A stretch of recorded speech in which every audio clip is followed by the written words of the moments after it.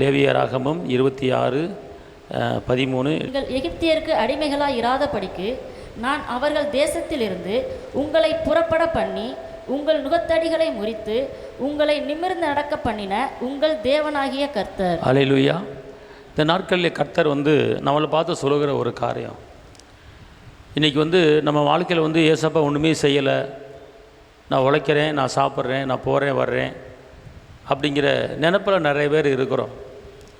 ஆனால் அனுதினமும் கர்த்தர் நம்மளை பாதுகாத்துட்டு வர்றார், ஜீவனோடு காத்துட்டு வர்றார். அவர் சொல்கிறார், நீ அடிமைகளாக இராதபடிக்கு ஒரு அடிமைத்தனை தேசத்திலேருந்து உங்களை புறப்பட பண்ணி உங்கள் நுகத்தடிகளை முறித்து அப்படின்னா பிரச்சனைகளை முறித்து, விளைவினங்களை முறித்து, வேதனைகளை முறித்து, கஷ்டத்தை முறித்து, நெருக்கத்தை முறித்து, நுகத்தடிகளை முறித்து உங்களை நிமிர்ந்து என்ன செய்வேன், நடக்க பண்ணுவேன் அப்படிங்கிறார். நிமிர்ந்து நடக்க பண்ணுவேன் அப்படிங்கிறார் உங்கள் தேவனாய கர்த்தர். அப்போனா இன்றைக்கி நம்மளை எல்லாத்தையும் கர்த்தர் சொல்கிறாரு, நான் உங்களை நிமிர்ந்து நடக்க பண்ணுவேன். எத்தனை பிரச்சனை மத்தியில் நீ வாழ்ந்தாய், எத்தனை துக்கத்தின் மத்தியில் நீ வாழ்ந்தாய், நான் உன்னை காப்பாற்றலையா, நடத்தலையா அப்படின்னு சொல்லி இன்றைக்கி நம்மளை பார்த்து பேச நிறைய பேர் அப்படி தான். எனக்கு ஜெபத்துக்கு பதில் வரல, என்ன செஞ்சார் ஆண்டவர், இயேசுக்கிட்ட என்னத்தை கண்டேன் அப்படின்னு நிறைய பேர் என்ன செய்கிறோம், நம்ம சொல்கிறோம், பார்த்துக்கொள்ளுங்க. ஆனால் ஆண்டவர் நம்ம யோசித்து பார்க்குறதே கிடையாது. நான் ஒரு தடவை இப்படி தான் ஏசப்பாட்ட ஜெபிச்சுட்டு, என்ன ஆண்டவரே ஒரு விடுதலையும் கிடைக்கல, ஒரு சமயத்தில் ஒரு விடுதலையும் கிடைக்கல, ஒரு நிம்மதியும் கிடைக்கல, நானும் ஜெபிச்சுட்டு தான் இருக்கிறேன், எத்தனையோ காரியத்துக்காக கேட்டுக்கிட்டு இருக்கேன், ஒன்றும் நடக்கலையே, இருந்துக்கிட்டு தானே இருக்கேன், என்ன ஆண்டவர் நீங்கள் ஒன்றும் செய்ய மாட்டேறீங்க ஆண்டவரே அப்படின்னு சொல்லி ஒரு நாள் ஏசப்பாட்ட கேட்டேன். நான் இன்னும் வாழ்க்கையில் முன்னேற்றவில்லை, இன்னும் வேறு வரல, என்ன நீங்கள் செய்ய போகிறீங்க ஆண்டவரே அப்படின்னு சொல்லி இந்த சர்ச்சு ஆரம்பிக்கிறதுக்கு முன்னால் என்ன ஒரு தடவை கேட்டேன், ஆண்டவர்கிட்ட கேட்டுட்டு என்ன செஞ்சுட்டேன், அப்படியே விட்டுட்டேன். எனக்கு ஒன்றுமே செய்யலை நீங்கள் அப்படின்ட்டு அப்படி சொல்லிட்டு கேட்டு படுத்துட்டேன். படுத்த உடனே ஒரு வசனம் என் கண்ணு மேலே வந்துச்சு. படுத்த உடனே கண்ணை மூடுறேன், ஒரு வசனம் கண்ணு மேலே வந்துச்சு, நீ நிற்பதும் நிர்மலமாகாமல் இருப்பதும் என் கிருபை அப்படின்னார். அப்போ ஆண்டவர் நிற்பதும் நிர்மலமாகாமல் இருப்பதும் என் கிருபை. அப்போ இந்த பூமியில் நடக்கிறது, சாப்பிட்றது, வாழ்கிறது எல்லாம் அவருடைய கிருபை தான் போல இருக்குது. அப்போ நினச்சிட்டு படுத்துட்டா என்னுடைய சின்ன பிள்ளையிலேருந்து நடந்த ஒவ்வொரு காரியமாக அப்படியே படம் போட்டு காட்டு. என்னென்னு கேட்டிங்கன்னா, நாங்கள் சின்ன பிள்ளையாக இருக்கும்போது இந்த பசங்களாக சேர்ந்து கம்மாயில் குளிக்க போவோம். ஒரு பக்கம் அப்படி நீந்தி போனால் ஆழமாக இருக்கும். நான் ஆழத்தை பக்கம் போக மாட்டேன், சும்மா அப்படியே மேலே குளிப்பேன். பசங்களாம் போட்டி போட்டுட்டு நான் முங்கு நீச்சல் அடிக்கிறேன்னு சொல்லிட்டு போனாங்க. எனக்கு நீச்சல் தெரியாது. முங்கு நீச்சலை ஒருத்தன் சொல்லி கொடுத்தான். தண்ணிக்குள்ளே போய் 2 கையை இப்படி செஞ்சேன்னா போயிட்டே இருக்கலாம் அப்படின்னா. தண்ணிக்குள்ளே முங்கிக்கிட்டு 2 கையை இப்படி தள்ளணுமா, தள்ளனா நம்ம நடந்து போய்கிட்டே இருக்கலாம், அதுக்கு பேர் முங்கு நீச்சல் அப்படின்னு சொல்லி கொடுத்தான். நானும் என்ன பண்ணேன், அதுதான் முங்கி நீச்சலா, வெளியே வர நீச்சல் வேறு, முங்கு நீச்சல் வேறு. அப்போ முங்கு நீச்சல் தண்ணிக்குள்ளே முங்கிக்கிட்டு 2 கையை இப்படி செஞ்சேன், முன்னாடி போய்கிட்டே இருக்கேன் நான் வாட்டுக்கு. நல்லா வருது அப்படின்னு சொல்லிட்டு நான் வாட்டுக்கு முங்கு நீச்சல் பட்டு நான் வாட்டுக்கு டக்குட்டு கையை தள்ளிக்கிட்டே இருக்கேன். நான் போயிட்டே இருக்கேன், முன்னாடி போயிட்டு இருக்கேன்னா அப்புறம் எந்திரிச்சு நிற்கிறேன். தர தெரியல, தலைக்கு மேலே தண்ணி, மூச்சு முட்டுது. அப்புறம் திருப்பி அதே மாதிரி செய்கிறதுக்கு முயற்சி எடுக்கிறேன், முடியலை. பார்த்துக்கணும், முங்கு நீச்சல் சொல்லித்தரேன்னு சொல்லி ஒருத்தர் முங்கு நீச்சல் சொல்லி கொடுத்தான். அப்போ நான் இப்படி செஞ்சேன், உள்ளே தண்ணிக்குள்ளே போயிட்டே இருக்கேன். தண்ணிக்குள்ளே ஆழத்தில் போயிட்டே உள்ளே போச்சு. நான் சரி நீச்சல் போதும், நம்ம கரை ஏறுவோம்னு சொல்லிட்டு எந்திரிச்சு நிப்பாட்டுறேன். அது நான் முங்கு நீச்சல் தள்ளி போயிட்டேன், ரொம்ப தூரம் போயிட்டேன். கடைசியில் பார்த்தா சரியான ஒரு ஆழம், பார்த்துக்கணும், சரியான ஆழம். மூச்சு அப்படியே திணறுது, மூச்சு திணறி ஐயோ ஆண்டவரே அப்படின்னு கத்தி பார்க்குறேன். ஏதோ ஒரு கை என்னை பிடிச்சி இழுத்து வெளியே அந்த தரை இருக்கிற பக்கம் தண்ணி பக்கம் கொண்டு விட்டுருச்சு. அப்புறம் தட்டு மாதிரி கரை ஏறிட்டுன்னு வச்சுக்கொள்ளுங்க. அப்புறம் வீட்டுக்கு வந்தால் ஒரே காய்ச்சல், அந்த சமம் அப்படி கடந்து வந்துச்சு.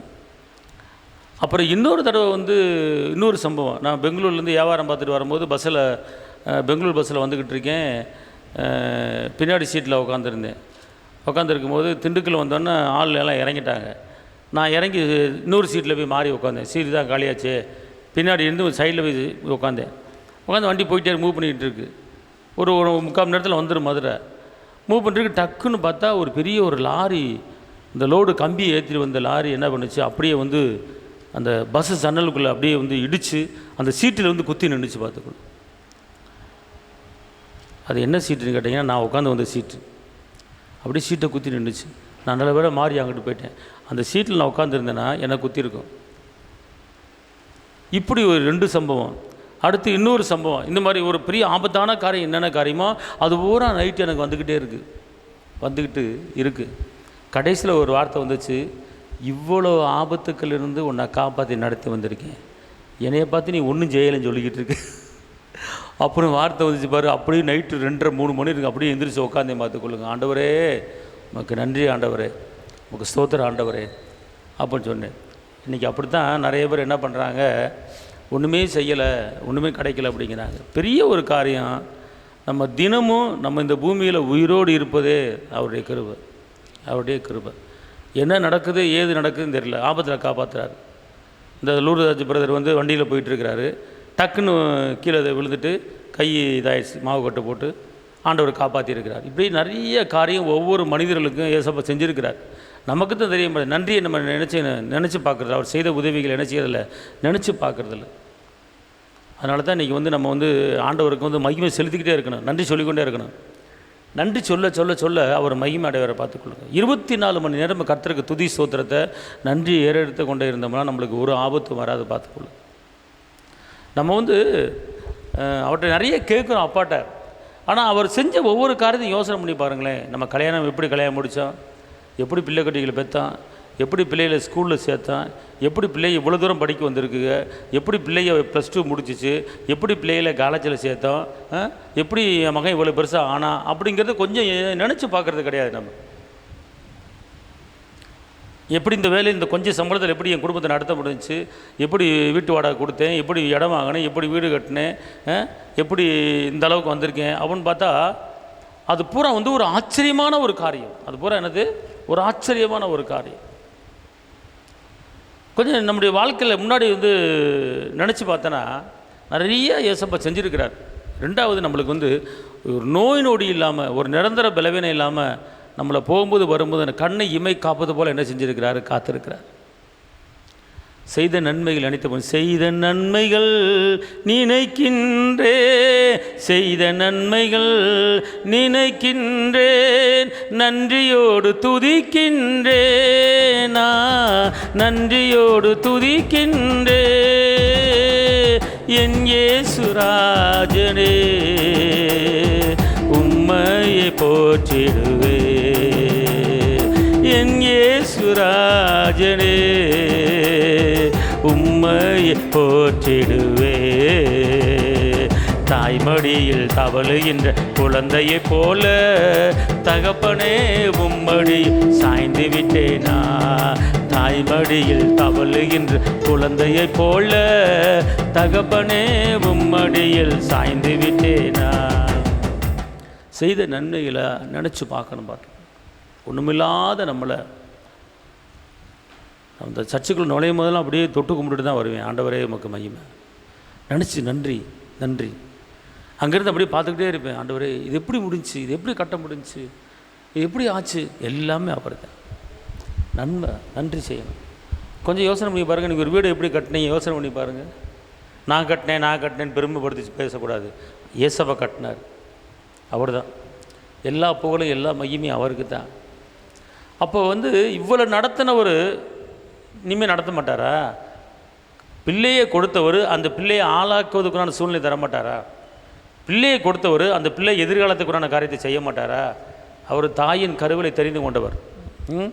உலக தோற்றத்துக்கு முன்னே நம்ம தெரிந்து கொண்டவர். நம்மளை ஏந்துவார், தாங்குவார், தப்புவார். நம்ம செய்ய வேண்டிய வேலை அனுதினமும் அவருக்கு மகிமை செலுத்தி கொண்டே இருக்கணும். நாளை பிறப்பதை நீ அறியாயே அப்படிங்கிறார். நாளைக்கு பிறக்கிறது நம்மளுக்கு தெரியாது. நைட்டு தூங்கினோம்னா நம்ம உயிரோடு எந்திரிக்கலையான்னு தெரியாது. இந்த உலகத்தில் எத்தனையோ அகால மரணங்கள் நடந்து கொண்டு இருக்கிறது. ஆனால் இந்த உலகத்தில், இந்த பொல்லாத உலகத்தில் இன்றைக்கி உங்களை என்னையும் ஏசப்பா பாதுகாத்து அற்புதமாக நடத்திட்டு வர்றாருன்னா அது எவ்வளோ பெரிய ஒரு ஆச்சரியமான ஒரு காரியம். அதான் சங்கீதக்காரன் சொல்ல, கர்த்தர் என் மேய்ப்பராக இருக்கிறார், நான் தாழ்ச்சி அடைவதில்லை. நம்மளை மேய்க்கிறவர் அவர் தான், நடத்துகிறவர் அவர் தான். கவலைப்பட வேண்டிய அவசியம் இல்லை. அவர் இருக்கிற நம்முடைய மனதில்ங்க எனக்கு அப்பா இருக்காரு அப்படிங்கிற ஒரு நினப்பு மட்டும் உங்களுக்கு வந்துருச்சுன்னு வச்சுக்கொள்ளுங்களேன், உங்கள் வேலைகள் ஆட்டோமேட்டிக்காக நடந்துடும். எனக்கு யெகோவா ஈரே எல்லாம் பார்த்துக்கொள்வார் அப்படின்னு மட்டும் சொல்லி பாருங்களேன். எனக்கு யெகோவா ஈரே இருக்கிறார், எல்லாம் பார்த்துக்கொள்வார். என் பிள்ளையை பார்த்துக்குவார், வேலையை பார்த்துக்குவார், என் தொழிலை பார்த்துக்குவார், வியாபாரத்தை பார்த்துக்குவார், குடும்பத்தை பார்த்துக்குவார், பிள்ளைகள் எல்லாத்தையும் பார்த்துக்குவார், அவர் இருக்கிறார் எனக்கு. அப்புறம் மட்டும் மனதில் உள்ளத்தின் ஆழத்திலிருந்து சொல்லி பாருங்கள், நினச்சி பாருங்கள், சிந்தித்து பாருங்கள். அதில் கிடைக்கிற ஒரு நிம்மதி வேறு எதுவுமே கிடையாது. நான் என்ன செய்வேன் ஒன்றுமே புரியலையே அப்படி சொல்லக்கூடாது. எனக்கு அப்பா இருக்கிறார். அதுக்கு தான் யெகோவா ஈரே எல்லாமே பார்த்து கொள்வா. சொல்லுங்க பார்ப்போம். யெகோவா ஈரே எல்லாமே பார்த்து கொள்வா. கலங்கலப்பா நாங்கள் கலங்கலப்பா நாங்கள் கலங்கலப்பா. கர்த்தர் நாம என் புகலிடமே கருத்தோடு துதித்திடுவே. கர்த்தர் நாம என் புகலிடமே கருத்தோடு துதித்திடுவே. யெகோவா நிசியே என்னாலும் வெற்றி தருவே. யெகோவா நிசியே என்னாலும் வெற்றி தருவே. ஸ்தோத்திரமே அப்பா ஸ்தோத்திரமே, ஸ்தோத்திரமே அப்பா ஸ்தோத்திரமே. கர்த்தர் நாம என் புகலிடமே கருத்தோடு துதித்திடுவே. கர்த்தர் நாம என் புகலிடமே கருத்தோடு துதித்திடுவே. யெகோவா ஈரே எல்லாமே பார்த்து கொள்வே. யெகோவா ஈரே எல்லாமே பார்த்து கொள்வே. கலங்கலப்பா நாங்கள் தேவையில்லாம கலங்கலப்பா. கர்த்தர் நாம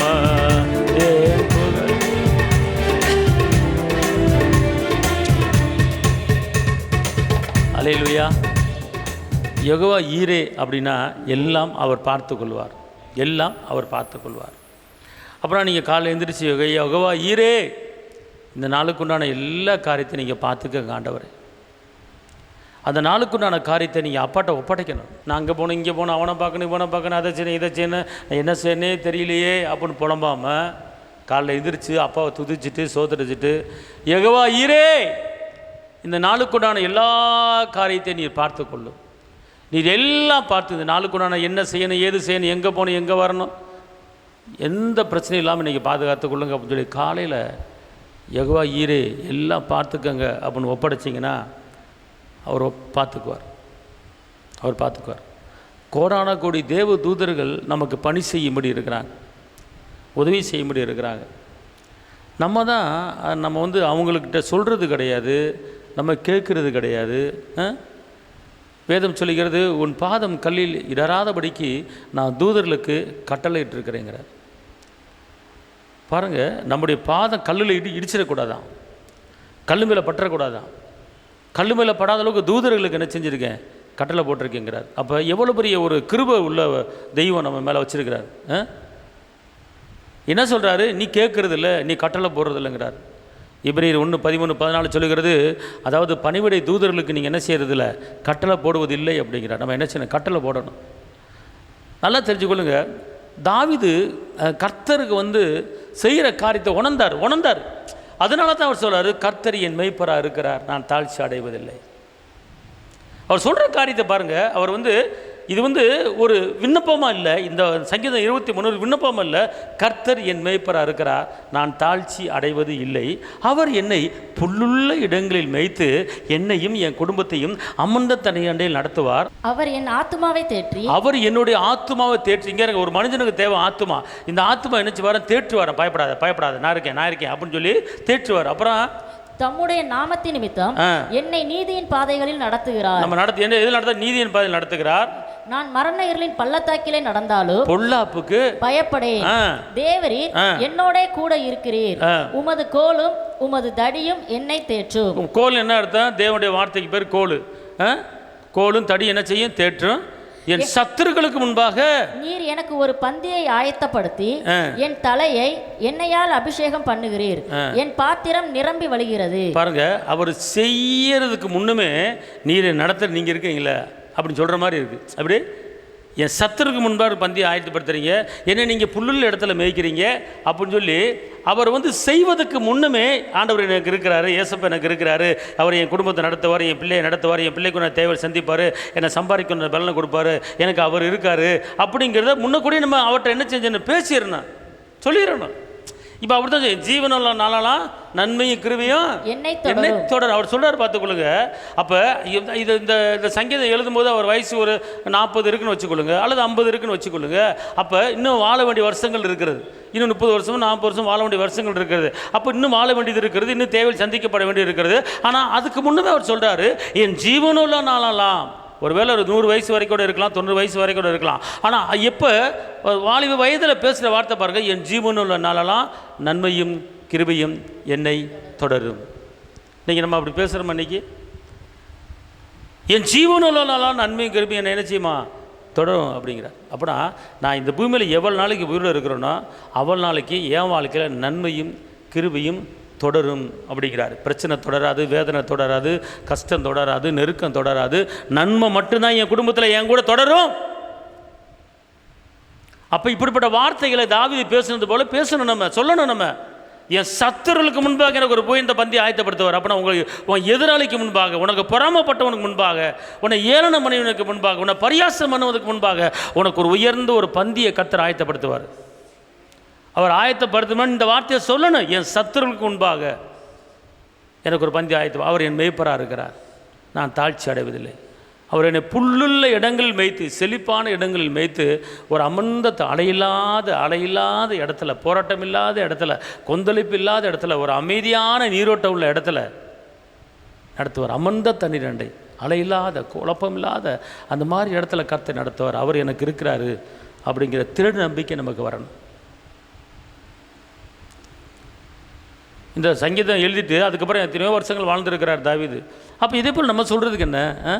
அவர் இருக்கிறாரு, நம்ம அடுத்த வருஷம் என்ன செய்ய போகிறோம் தெரியல, அதெல்லாம் கவலைப்படுறோம். எல்லாம் சொல்லுங்க, நான் ஜீவனுள்ள நாளெல்லாம் எனக்கும் என் குடும்பத்துக்கும் என் பிள்ளைகளுக்கும் நன்மையும் கிருபையும் தொடரும். அல்லேலூயா. அவர் அறிக்கையை பார்த்தீங்களா? பிரச்சனை தொடரும், வேதனை தொடரும், பலவீனம் தொடரும், காய்ச்சல் தொடரும், இடுப்பொலி குறுக்கொலி தொடரும் அப்படிலாம் அவர் சொல்ல கிடையாது. அவர் சொல்கிற வார்த்தை என்னென்னா, ஜீவனுள்ள நாளெல்லாம் எனக்கு நன்மையும் கிருபையும் தொடரும். எவ்வளோ நாளைக்கு இந்த பூமியில் நான் உயிரோடு இருக்கிறோன்னா, எவ்வளோ நாளைக்கு கர்த்தர் என்னை உயிரோடு வச்சிருக்கிறாரோ அவ்வளோ நாளைக்கு என் வாழ்க்கையில், என் குடும்பத்தில் நன்மையும் கிருபையும் தொடரும். அல்லேலூயா. நன்மை கிருபைனா தகுதி இல்லாத உன்னை தகுதிப்படுத்தி உன்னை வச்சிருக்கிறேன் கிருபை. நன்மைனா சுகங்கிறது நன்மை, அதிசயங்கிறது நன்மை, ஐஸ்வர்யங்கிறது நன்மை, பலனுங்கிறது நன்மை, மனித உள்ளத்தில் தயவுங்கிறது நன்மை, அந்த நாளைக்கு உண்டான தேவைகள் சந்திக்கப்படுவது நன்மை. இது எல்லாமே என்னது? நன்மை. அப்போ அவர் சொல்கிறாரு, இந்த பூமியில் நீ எவ்வளோ நாளைக்கு உயிரோடு இருக்கிறையோ அவ்வளோ நாளைக்கு உனக்கு நன்மைகள் மாத்திரம்தான் உனக்கு என்ன செய்யுமா? தொடரும் அப்படிங்கிறார். தொடருங்கிறார். அப்போ இன்றைக்கி உங்களை பார்த்து என்னை பார்த்து கர்த்தர் சொல்கிறார், உன் வாழ்க்கையில் நன்மையும் கிருபையும் மட்டும்தான் தொடருமே ஒழிய இந்த உலகத்தில் இருக்கிற எந்த பிரச்சனையும், எந்த வேதனையும், எந்த கஷ்டமோ, எந்த நெருக்கமோ, எந்த நிந்தை, எந்த அவமானமோ உன்னை தொட முடியாது. அல்லேலூயா. குப்பையில் கடந்து நம்மளை உயர்த்தின கர்த்தர், நல்லா தெரிஞ்சுக்கொள்ளுங்க, நம்மளை கர்த்தர் உயர்த்த நினச்சிட்டார்னா யாரும் தடை பண்ண முடியாது. தேவரை செய்ய நினைத்தது யாரும் தடை பண்ண முடியாது. ஒரு வசனத்தை வாசிங்க, 1 சாமுவேல் 16:13. அப்பொழுது சாமுவேல் தைல கொம்பை எடுத்து அவனை அவன் சகோதரர் நடுவிலே அபிஷேகம் பண்ணினான். அவன் சகோதரர் நடுவில் அபிஷேகம். அப்ப இந்த சாமுவேல் ராஜாவை ஆக்குறதுக்கு உன் குடும்பத்தில் ஈசாட்ட போய் சொல்றாரு, உன்னுடைய எல்லா பிள்ளைகளை கூப்பிடு, உன் பிள்ளைக்கு நான் அபிஷேகம் பண்ண அப்படிங்கிறார். அப்ப அதுக்கு மேல ஒரு 2 வருஷத்துக்கு மேல வாசிங்க பார்ப்போம். உன் பிள்ளைகள் இவ்வளவுதானா என்று, உன் பிள்ளைகள் இவ்வளவுதானா என்று ஈசா என்ன செய்றாரு? கேட்டான். அதுக்கு அவன், இன்னும் எல்லோருக்கும் இளையவன் ஒருவன் இருக்கிறான், அவன் ஆடுகள் மேய்த்து கொண்டிருக்கிறான் என்றான். பாத்தீங்களா? இங்க இருங்க, சாமுவேல் ராஜாவாக்கிற அபிஷேகம் பண்ணுறதுக்கு வீட்டுக்கு வர்றாரு, ஈசா வீட்டுக்கு வர்றாரு. அப்போ அண்ணன் தம்பி எல்லாம் சகோதரன் வரிசையாக நிற்கிறாங்க. நிற்கும் போது யார் அபிஷேகம்னு சொல்லி சாமுவேல் தெரிஞ்சு வச்சுருக்கிறாரு. அப்போ கேட்குறாரு, உனக்கு இவ்வளோ தான் பிள்ளைகளா அப்படின்னு கேட்குறாரு. அதுக்கு அப்பா சொல்கிறாரு, இன்னும் கடைசி மகன் ஒருத்தர் இருக்கிறான், அவன் ஆடு மேய்ச்சிக்கிட்டு இருக்கிறான். எங்கே? ஆடு மேய்ச்சிக்கிட்டு இருக்கிறான். அவனை கூட்டிகிட்டு வா. அவன் ஆடுகளை மேய்த்து கொண்டு இருக்கிறான். அப்போ அவனை ஆள் அனுப்பி என்ன செய்ய? எப்படி வாசிங்க பார்ப்போம். அவனை ஆள் அனுப்பி. அப்பொழுது சாமுவேல் ஈசாயை நோக்கி, ஆள் அனுப்பி அவனை அழைப்பி, அவன் இங்கே வருமட்டும் நான் பந்தியிருக்க மாட்டேன் என்றான். பாருங்க, அவனை இங்கே கூட்டிட்டு வா, அவன் அபிஷேகம் பண்ணணும். அவன் இங்கே வர்ற வரைக்கும் நான் கை வைக்க மாட்டேன், சாட மாட்டேன். அப்புறம் வந்து அடுத்த வசனம், ஆள் அனுப்பி அவனை அழைப்பித்தான். அவன் சிவந்த மேனியும் அழகிய கண்களும் நல்ல ரூபமும் உள்ளவனாய் இருந்தான். அடுத்த வசனம், அப்பொழுது கர்த்தர், இவன் தான், நீ எழுந்து இவனை அபிஷேகம் பண்ணு என்றார். அப்பொழுது கர்த்தர் சாமுவேல் கட்டளை போடுறாரு, இவன் தாயா, இவன் அபிஷேகம் பண்ணு அப்படிங்கிறாரு. அடுத்து, அப்பொழுது சாமுவேல் தைல கொம்பை எடுத்து அவனை அவன் சகோதரர் நடுவிலே அபிஷேகம் பண்ணினான். அந்நாள் முதற்கொண்டு கர்த்தருடைய ஆவியானவர் தாவீதின் மேல் வந்து இறங்கி இருந்தார். எப்ப அபிஷேகம் பண்ணாரோ அப்ப தாவீது மேல ஆவியானவர் என்ன செஞ்சிட்டாரு? இறங்கிட்டாரு. அடுத்து நடக்கிற காரியம், கோலியாத்தை முறியடிக்கிறாரு. அடுத்து நடக்கிற காரியம், ராஜாவா மாறுறார். கோலியாத்தை முறியடிக்கிறாரு, அடுத்து ராஜாவா மாறுகிறார். எங்க இருந்தார்? இதுக்கு முன்னால வனாந்தரத்தில் தன்னந்தனிமையா அனாதையா அப்படின்னு சொல்லி ஆடு மேய்ச்சிக்கிட்டு இருந்தார். ஆனால் கர்த்தர் வந்து யாரை கூட அண்ணன் மேலே இருக்கிறாங்க, எல்லாரும் எனக்குன்னு வந்து நிற்கிறாங்க வரிசையில், எல்லாத்தையும் ஓரங்கட்டு. ஆனால் ஆடு மேய்ச்சிக்கிட்டு இருக்கிற தாவீதை கர்த்தர் என்ன செஞ்சார்? அபிஷேகம் பண்ணி அரசனை மாற்றினார்.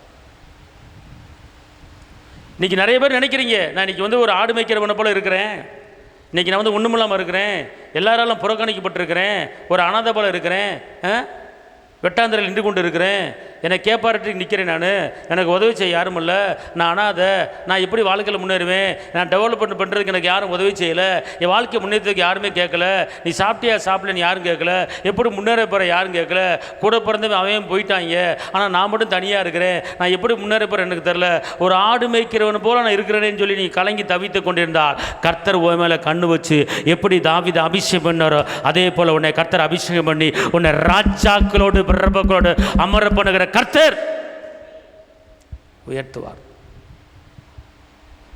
இதான் கர்த்தர் செய்கிறது. பரம்பரையா வந்து ஒரு அரண்மனையிலிருந்து வரல, பரம்பரையா ராஜாவா இருந்து வரல, ஆடு மேய்ச்சிக்கிற தாவீதை தான் ராஜாவை மாத்துறாரு. கர்த்தர் செய்கிறார். எளியவனை குப்பையிலிருந்து தூக்கி எடுத்து ராஜாக்களோட பிரபுக்களோட அமர பண்ணுகிற கர்த்தர்.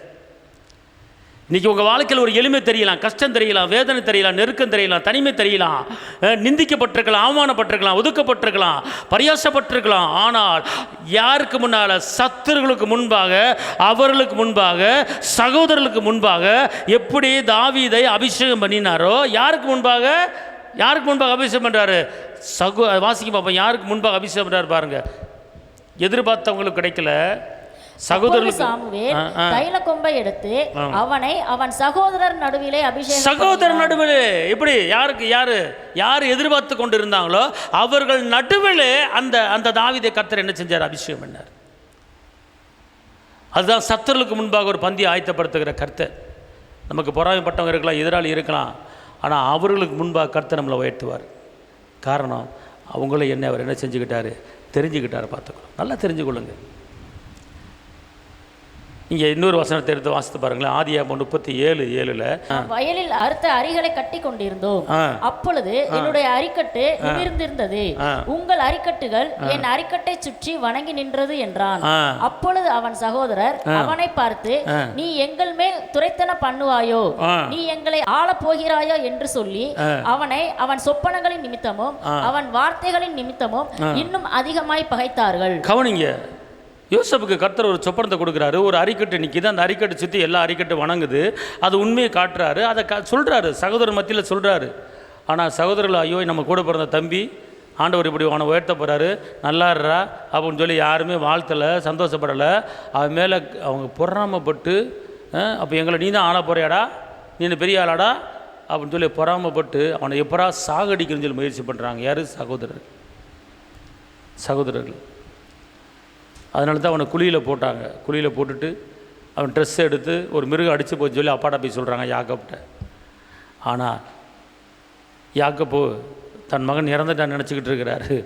ஆனால் கர்த்தர் அந்த யோசேப்பை எங்கேயோ ஒரு இடத்துல ராஜாவாக மாற்றி அமைச்சிருக்கிறாரு. பார்த்துக்கொள்ளுங்க. அடிமையாக போன யோசேப்பை அதிபதியாக மாற்றினார். அடிமையாக போன யோசேப்பை அதிபதியாக மாற்றினார் கர்த்தர். யோசேப்பு என்ன ஆரம்பத்துலேருந்து ராஜாவாக இருந்தார் எகிப்துக்கு? இல்லை, அடிமையாக தான் போனார். விற்று போட்டாங்க, விலைக்கு விற்று போட்டாங்க. போத்திப்பாட்டை விற்று போட்டுட்டா அவன் என்ன வேலை செய்கிறானோ செய்யணும். ஆனால் கர்த்தர் அந்த யோசேப்புக்கு ஞானத்தை கொடுத்தார. பார்த்துக்கொள்ளுங்க, ஞானத்தை கொடுத்தார். அந்த ஞானத்தில் சொப்பனத்துக்கு பதில் சொல்லுகிறார் இருந்தார். ராஜாவுக்கு முன்பாக போய் நின்றார். ராஜா கண்ட சொப்பனத்துக்கு பதில் சொன்னார். எங்கே இருந்தவர் எங்கே போனார் பாருங்க. கர்த்தர் யோசேப்போடு கூட இருந்தார். அந்த ராஜா பார்வன் மண்ணை சொல்கிறான், இந்த யோசேப்போடு இருக்கிற ஆவியானவர் யாரோ ஒரு தேவ ஆவியானவர் அப்படிங்கிறார். யோசேப்பு இருக்கிற விசேஷ ஆவிங்கிறாரு. அந்த யோசேப்பை பார்த்து சொல்ற, யோசேப்புக்குள்ள என்னது ஒரு விசேஷ ஆவி அப்படிங்கிறார். தேவ ஆவி அப்படி மனுஷனுக்குள்ளே இருந்தால் வாழ்க்கை உயர். இன்றைக்கி உங்களுக்கு எனக்கும் கர்த்தர் அபிஷேகம் பண்ணியிருக்கிறாரு, பரிசுத்த ஆவியை கொடுத்துருக்கிறாரு. அப்படிப்பட்ட வல்லமை நமக்கு இருக்கிறது. அதனால் சிறைச்சாலைக்கு போன யோசேப்பை தான் உயர்த்தினார். அடிமையை போன யோசேப்பை தான் உயர்த்தினார். வனாந்தரத்தில் அனாதையாய் கையில் ஒரே ஒரு கம்போட வெறுமையை போன அந்த யாக்கோபை 2 பரிவாரத்தோட வர வச்சார். ஆடு மேய்ச்சிக்கிற தாவீதை உயர்த்தினார். அதே கர்த்தர் இன்றைக்கி உங்களை என்னையும் உயர்த்துவார். அடிமையாக இருந்த அந்த எகிப்தில் வாழ்ந்த மக்களை கர்த்தர் என்ன செஞ்சார்? உயர்த்தினார். அதே போல தான் இன்றைக்கி நம்ம ஒரு அடிமைத்தன வாழ்க்கை வாழலாம், தள்ளப்பட்ட வாழ்க்கை வாழலாம், கடன் பிரச்சனை வாழ்க்கை வாழலாம், ஒதுக்கப்பட்ட வாழ்க்கை வாழலாம், நம்மளை பரியாசம் பண்ணுகிற வாழ்க்கை வாழலாம், நிந்திக்கப்பட்ட வாழ்க்கை வாழலாம். சத்துருவுக்கு முன்பாக உங்களை என்னை கர்த்தர் உயர்த்த போகிறார். பரியாசம் பண்ணிக்கிட்டே இருக்கட்டும், ஆனால் அவர்களுக்கு முன்பாக ஒரு பந்தியை கர்த்தர் ஆயத்தப்படுத்துகிறார். அன்பார்ந்தவர்களே, நம்மளை வெட்கப்படுத்த விட மாட்டார், தலைநிமறை பண்ணுவார். தலைநிமறை பண்ணுகிற கர்த்தர் எந்த இடத்துல துக்கப்பட்டு வேதனைப்பட்டீங்களோ அந்த இடத்துல உங்கள் குடும்பத்தில், சகோதரர்கள் மத்தியிலே, சொந்தங்கள் மத்தியிலே, உங்கள் இனத்தார் மத்தியிலே கர்த்தர் உங்களை தலைநிமறை பண்ண வைக்க போகிறார். இதுதான் கர்த்தர் கொடுக்குற வாக்குத்தத்தமான வார்த்தை. அடிமைகளாக இருந்த நம்மளை அவர் போஷித்து நடத்தி நம்முடைய நுகங்களை அறுத்து போட்டு நம்மளை மேன்மைப்படுத்துவார். உற்சாகமாக இருங்க. அந்த வார்த்தையை கேட்குற தேவ பிள்ளைகளே, கலங்காதிருங்கள். ஒரு அடிமைத்தன வாழ்க்கை வாழ்கிறீங்களா? கடன் பிரச்சனையில் வாழ்க்கை வாழ்கிறீங்களா? ஆடு மேய்ச்சிக்கிற தாவீதை அரசனாக மாற்றினார். அடிமையை போன யோசேப்பை அதிபதியாக மாற்றினார். அதே போல் உங்களை எல்லாத்தையும் அதிபதியாக மாற்ற போகிறார். ஒரு உயர்ந்த ஸ்தானத்தில் கொண்டு வர போகிறாரு கர்த்தர். அப்படிப்பட்ட காரியத்தை கர்த்தர் உங்களுக்கு செய்ய போகிறாரு. அப்போ இந்த மாதிரி ஒரு காரியத்தை செய்ய வேண்டும் என்றால் நாம் என்ன செய்ய வேண்டும் என்று கேட்டால், கலாத்தியர் 5:1 சொல்லுகிறது, ஆனபடியினாலே நீங்கள் மறுபடியும் அடிமைத்தனத்தின் நுகத்திற்குட்படாம். நீங்கள் ஒரு காலத்தில் அடிமைத்தனமாக இருந்தீங்க, பிரச்சனையில் இருந்தீங்க, வேதனையில் இருந்தீங்க, கஷ்டத்தில் இருந்தீங்க. ஆனால் மறுபடியும் நீங்கள் அடிமைத்தனத்தின் நுகத்துக்கு உட்படாமல் கிறிஸ்து நமக்கு உண்டாக்கின சுயாதீன நிலைமையிலே நிலை கொண்டிருங்கள். அப்போ என்ன அர்த்தம் கேட்டீங்கன்னா, இங்கே இருங்க, இந்த வசனத்தில் கத்தோலிக்க பைபிளில் போட்டிருக்கு, நீங்கள் முதல்ல அடிமையாக இருந்தீங்க, பிரச்சனையில் இருந்தீங்க, வேதனையில் கஷ்டத்தில் இருந்தீங்க, திருப்பி அந்த மாதிரி வேதனைக்கு போகாத அளவுக்கு, திருப்பி அந்த மாதிரி நிந்தைக்கு போகாத அளவுக்கு, திருப்பி அந்த மாதிரி போராட்டத்துக்கு போகாத அளவுக்கு நீங்கள் அவரிலே நிலைத்திருங்கள். அடிமையாக இருந்தும் திருப்பி அடிமை ஆகலாம். பிரச்சனை உள்ளவன் திருப்பி பிரச்சனைகளை போகலாம், விளைவின உள்ளவன் திருப்பி விளைவினத்துக்குள்ள போகலாம். ஆனால் அது உங்களை திருப்பி கூப்பிடாத அளவுக்கு, திருப்பி அழைக்காத அளவுக்கு நீங்கள் என்ன செய்ய வேண்டும் கேட்டால், அவரில் நீங்கள் நிலைத்திருங்கள். அதான் சொல்லப்பட்டிருக்கு. பவுல் சொல்கிறாரு, மீண்டும் அடிமைகளை என்னும் நுகத்தை உங்கள் மேல் ஏற்றுக்கொள்ளாதீர்கள். எப்படி போட்டிருக்கு? கலாத்தியர் 5 என்ன, மீண்டும் அடிமைத்தனத்தை என்னும் நுகத்தை உங்கள் மேல் என்ன செய்யாதீங்க, ஏற்றுக்கொள்ளாதீர்கள். அப்புறம் என்ன போட்டிருக்கு? படியினாலே நீங்கள் மறுபடியும் அடிமைத்தனத்தின் நுகத்திற்கு உட்படாமல். இப்ப கவனிங்க, நீ ஒரு நேரத்தில் அடிமையா இருந்த, பிரச்சனை இருந்த, ஆனா மறுபடியும் என்ன செய்யக்கூடாது, அந்த இடத்துக்கு என்ன செய்யக்கூடாது, நீ போயிடக்கூடாது. அதனால அப்புறம் என்ன போட்டிருக்கு? கிறிஸ்து நமக்கு உண்டாக்கின சுயாதீன நிலைமையிலே நிலை கொண்டிருங்கள். அப்ப கிறிஸ்து நமக்கு வாங்கி கொடுத்த வெற்றியிலே நிலை கொண்டிருங்கள், விடுதலையிலே நிலை கொண்டிருங்கள், அன்பிலே நிலை கொண்டிருங்கள், சமாதானத்தில் நிலை கொண்டிருங்கள், அற்புதத்தில் நிலை கொண்டிருங்கள், அதிசயத்தில் நிலை கொண்டிருங்கள். கர்த்தருடைய அந்த அவருடைய வல்லமைக்குள்ள, அவருடைய பிரசன்னத்துக்குள்ள, மகிமைக்குள்ள நிலைச்சு இருங்க. இதை விட்டுட்டு நீங்க வெளியே எங்கிட்டும் போயிடாதீங்க. நீங்க அப்படி போனீங்கன்னா மறுபடியும் அந்த அடிமைத்தன வாழ்க்கை, அந்த நுகம் வந்துடும். அதனால கிறிஸ்து நமக்காக வாங்கி கொடுத்த சிலுவையில் சிந்தின இரத்தத்தின் வல்லமையில் நீங்க இப்ப வந்துட்டீங்க. அதனால நீங்க அவரிலே என்ன செய்யுங்க, நிலை கொண்டிருங்கள். அப்புறம் என்ன அர்த்தம்னா அவரிலே நீங்கள் நிலைத்திருங்கள் அப்படிங்கிறார். சுயாதன நிலைமையிலே, விடுதலையின் நிலைமையிலே நிலைத்திருங்கள், வெற்றியின் நிலைமையிலே நிலைத்திருங்கள், இரத்தத்தின் வல்லமையிலே நிலைத்திருங்கள் அப்படிங்கிறார். அப்போனா நீங்கள் திருப்பி பழையபடி அடிமைத்தன வாழ்க்கைக்கு போகாத அளவுக்கு, நெருக்கமான வாழ்க்கை போகாத அளவுக்கு அவருக்குள்ளே, அவர் வாங்கி கொடுத்த இரத்தத்துக்குள்ளே, வெற்றிக்குள்ளே நீங்கள் நிலைச்சிருங்க. அவர் விட்டு வெளியே போய் நிலைத்திருங்கள். அந்த இயேசுடைய இரத்தத்துக்குள்ளே நிலைச்சிருங்க, இயேசுவின் விடுதலுக்குள்ளே நிலைச்சிருங்க, இயேசுவின் வாக்குத்தத்த வார்த்தைக்குள்ளே நிலைச்சிருங்க. அப்படி நீங்கள் நிலைச்சிருந்தீங்கன்னா பழையபடி, அதான் அழகாக சொல்லுது பாருங்க அந்த வசனம். திருப்பி நல்ல வாசிமா அந்த வசனத்தை. கலாச்சாரம் 5:1. ஆனபடியினாலே நீங்கள் மறுபடியும் எப்படி போட்டிருக்கு பாருங்க. நீங்கள் மறுபடியும் ஏற்கனவே பிரச்சனையிலிருந்து வந்துட்டீங்க, சாபத்திலிருந்து வந்துட்டீங்க, கட்டிலிருந்து வந்துட்டீங்க, நுகத்தறிந்து வந்துட்டீங்க. ஆனால் திருப்பி என்ன செய்ய போறீங்க? போகக்கூடாது. மறுபடியும் அடிமைத்தனத்தின் நுகத்திற்கு உட்படாமல், அடிமைத்தனத்தின் நுகத்துக்கு உட்படாமல், கிறிஸ்து நமக்கு உண்டாக்கின, ஏசப்பா நமக்கு வாங்கி கொடுத்த உண்டாக்கின சுயாதீன நிலைமையிலே, அதாவது சுயாதன நிலைமை. அப்படின்னா சுயாதனம்னா நீ சுயமா செயல்படும்படி, சுதந்திரமா செயல்படும்படி, அடிமைத்தன வாழ்க்கை இல்லாமல் நீ ஒரு சுதந்திரவாளி. சுயாதீனம்னா நீ ஒரு சுதந்திரவாளி. நீ என்ன வேணாலும் கேட்கலாம் அப்பாட்ட. அவர் உனக்கு அப்பாவாக இருக்கிற, நீ பிள்ளையாக இருக்கிற, நீ பயந்து கேட்க வேண்டியதில்லை. சுயாதீனம் அப்படின்னா சுதந்திரவாளி. நீ சுதந்திரவாளி. நீ சுதந்திரமாக எங்கே வேணாலும் போகலாம், எங்கே வேணாலும் வரலாம். உன்னை யாரும் அணிவுபடுத்த முடியாது. நீ அங்கே உட்காரு, இங்கே உட்காரு, அங்கே போகாது, இங்கே போகாத அப்படி யாரும் உனக்கு கட்டளைப்பட முடியாது. அப்படி ஒரு காலத்தில் இருந்தோம். ஆனால் இயேசுடைய இரத்தத்தாலே நம்மளுக்கு என்ன செஞ்ச? சுயாதன நிலைமையில் நம்மளை என்ன செஞ்சிட்டாரு?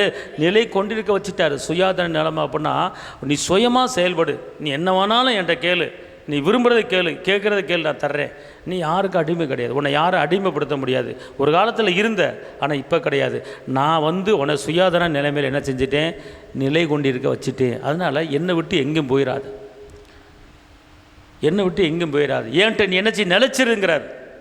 என்கிட்ட நிலைச்சிரு, நிரந்தர மாதிரி. என்கிட்ட அங்கிட்டு திரும்பாத, இங்கிட்டு திரும்பாத, ஒரே பார்வை இயேசு. களைப்பில் கால் வச்சுட்டு திரும்பி பார்க்கக்கூடாது, கீழே விழுந்துருவோம். விழுகிறவன் நேராக பார்த்து தான் விழுகணும், பின்னாடி திரும்பக்கூடாது. திரும்பினா விழுந்துருவோம். அதே போல் தான் நம்முடைய வாழ்க்கையும். இயேசுவை பார்த்துட்டிங்களா? வேறு யாரையும் பார்க்காதீங்க. இயேசுவை நம்பிட்டீங்கன்னா வேறு யாரையும் நம்பாதீங்க. இயேசு மேலே பக்தி வைராக்கி வச்சுட்டிங்கன்னா வேறு யார் மேலே பக்தி வைராக்கி வைக்காதீங்க.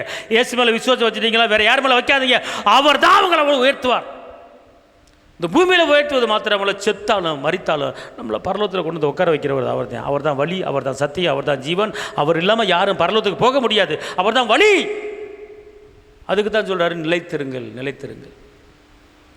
அதுக்கு தான் அவருடைய போதனையை என்ன செய்யணும்? கேட்கணும், பைபிள் படிக்கணும், துதிக்கணும், சோதரிக்கணும், நன்றி சொல்லணும், அவர் சமூகத்துக்கு வரணும். அதான் நிலைச்சிருக்கிறது. நிலைச்சிருக்கணும். ஞாயிற்றுக்கிழமை மட்டும் நிலைச்சிருக்க வேண்டிய அவசியம் இல்லை. டெய்லி நிலைக்கணும். டெய்லி சத்தியத்தை கேட்கணும், டெய்லி வசனத்தை கேட்கணும், டெய்லி அப்பாவுக்கு மையப்படுத்தணும், டெய்லி அப்பாவை துதிக்கணும். சுயாதன நிலைமையில் நம்மளை வச்சுட்டாரு, சுதந்திரவாளியை வச்சுட்டாரு. அடிமைத்தில் நம்மளை மீட்டு எடுத்துட்டாரு. அவர் அடிமையின் ரூபம் எடுத்து நம்மளை மீட்டு எடுத்துட்டாரு. நமக்கு அடிமைப்பட்டவர் அவர். அதனால் அப்படிப்பட்ட தெய்வம் நமக்கு இருக்கும்போது நம்ம கவலைப்படக்கூடாது. நம்ம செய்ய வேண்டிய வேலை என்னன்னு கேட்டிங்கன்னா, என்ன பிரச்சனை வந்தாலும், என்ன போராட்டம் வந்தாலும் அவர் விட்டு போயிடக்கூடாது. அவரையில் என்ன செய்யுங்க? நிலைத்திருங்கள். நீங்கள் அவரை விட்டு நிலைச்சி இல்லைன்னா மறுபடியும் அந்த பழைய நிலைமைக்கு போயிடுவீங்க. தயவுசெய்து நீங்கள் என்ன செய்யுங்க? அவரை விட்டு போயிடாதீங்க. அதுக்கு தான் சுயாதன நிலைமையிலே நிலை கொண்டிருங்கள். சுயாதன நிலைமையில் நிலை கொண்டிருங்கள். கத்தோலிக்க பைபிள் அழகாக போட்டிருக்கு, அவரிலே நீங்கள் நிலைத்திருங்கள். இயேசுவில் நீங்கள் நிலைச்சிருங்க. வேறு யாரும் நிலைச்சியாதீங்க, வேறு யார் மேலேயும் நிலச்சி நிற்காதீங்க. இயேசு மேலே மட்டும் நிலச்சிருங்க. ஏன்னா அவர் உங்களுக்கு சுயாதனம் எல்லாம் வாங்கி கொடுத்துட்டாரு. சிலுவை ரத்தத்தால், சிலுவை ரத்தத்தை உங்களை மீட்டு எடுத்துட்டாரு. அப்புறம் இதுக்கு நீங்கள் திருப்பி அடிமைத்தன வாழ்க்கை போகிறீங்க? எப்போ போவீங்க அடிமைத்தன வாழ்க்கைக்கு? பிரச்சனை வாழ்க்கை எப்போ போவீங்க அப்படின்னு கேட்டிங்கன்னா, அவர்கிட்ட நீங்கள் நிலச்சி இல்லாமல் வேறு பக்கம் உங்கள் எண்ணம் போச்சுன்னா திருப்பி அந்த பழைய வாழ்க்கை வந்துருங்கிறார். அதனால தான் சொல்கிறார் பவுலடிகளார் அழகாக தெளிவாக சொல்கிறார் கலாத்திரம் 5:1 ஏன்னா இயேசு சிலுவையில் வாங்கி கொடுத்த வெற்றியில் ஏன்னா நீங்கள் மறுபடியும் அடிமைத்தனத்துக்கு நுகத்துக்கு உட்படாமல், நுகங்கிறது பெரிய கட்டு பார்த்துக்கொள்ளுங்க. சுயாதன நிலைமையிலே நிலை கொண்டிருங்கள், வெற்றியான வாழ்க்கை நிலை கொண்டிருங்கள். கர்த்தர் உங்களை உயர்த்துவார். நான் ஜெபிக்கிறேன். தகப்பனை இயேசப்பா, நன்றி உள்ளத்தோடு துதிக்கிறேன், ஸ்தோத்திரிக்கிறேன். சுயாதன நிலைமையில் நாங்கள் நிலைத்திருக்கும்படி எங்கள் வாழ்க்கையை மாற்றி அமைச்சிங்க. கோடி ஸ்தோத்திரம். இந்த வார்த்தையை கேட்குற ஒவ்வொருவரும் பழையபடி அனுப்பித்தன வாழ்க்கை, பழையபடி துக்கமான வாழ்க்கை, பழையபடி கடன் பிரச்சனை வாழ்க்கை, பழையபடி பலவீன வாழ்க்கை யாரும் போகக்கூடாது. ராஜா, நீங்கள் சிலுவையில் வாங்கி கொடுத்த அந்த இரத்தத்தின் வல்லமையை உணர்ந்து ஆண்டவரை ஒவ்வொருவரையும் நடத்துங்க, பாதுகாத்துக் கொள்ளுங்கள். இயேசுவின் நாமத்தில் பிதாவே, ஆமென்.